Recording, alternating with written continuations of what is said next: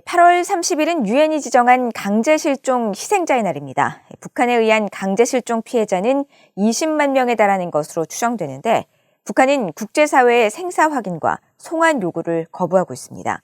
피해자 가족들은 일본은 납북 피해자들을 돌려보내라고 북한 정권에 요구하고 있는데 한국 정부는 그러지 못하고 있다면서 당당한 피해자 송환 요구를 촉구했습니다. 박동정 기자가 보도합니다. 북한은 한국전쟁 기간뿐 아니라 휴전 상황에서도 한국민들을 납치했습니다. 정전협정 후 북한은 3,835명을 납치했고 이 가운데 516명은 아직도 북한에 억류돼 있는 것으로 한국통일부는 추정하고 있습니다. 최성룡 전후 납북자 가족모임 대표는 자신이 15살이던 1967년 서해 바다에서 조업을 하던 아버지가 북한에 납치돼 아직까지 돌아오지 못하고 있다고 밝혔습니다. 최 대표는 북한에 억류돼 있는 것으로 추정되는 516명 가운데 300명 정도가 세상을 떠난 것으로 알고 있다면서 북한은 이들이 사망한 날짜라도 확인해줘야 한다고 말했습니다. 2000년도에 그 납북자 시작할 때는 456명이었어요. 지금 516명이 됐거든요. 내가 모시고 온 사람은 9명이에요. 구해온 사람은. 북한에 있는 사람들이 제 정보를 의하면 지금 한 300명가량 다 돌아가셨어요.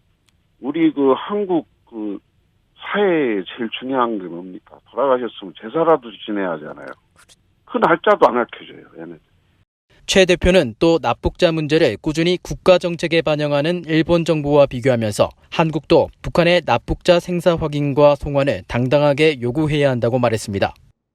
그리고 그거를 받아올라는 책임감이 약해요. 그러니까 자국민 보호가 결여됐어요. 최 대표는 지난달 서울 유엔 인권사무소에 납북된 10명에 대한 생사 확인 요청서를 공식 전달했다면서 조만간 유엔이 이를 북한 당국에 보낼 예정이라고 말했습니다.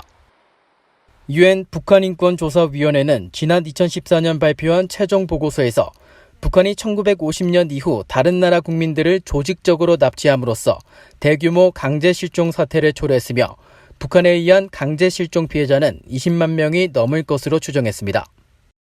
유엔 산하 강제적 비자발적 실종에 관한 실무그룹은 지난해 9월 스위스 제네바에서 열린 122차 정례회의 결과 보고서를 통해 1969년 대한항공 여객기 납치 피해자와 납북어민 등 강제실종 사건 12건을 북한에 통보하고 정보 제공을 요구했습니다.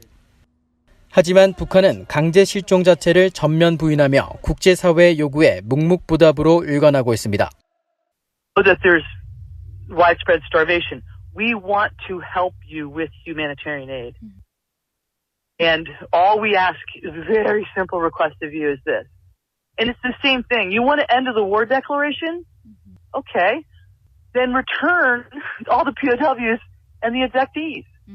유엔은 지난 2010년 12월 채택한 결의를 통해 매년 8월 31일 강제실종 희생자의 날로 지정했습니다.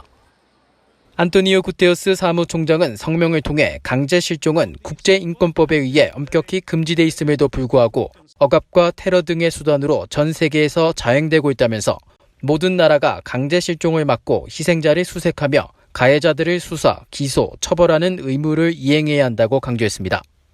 VOA 뉴스 박동정입니다.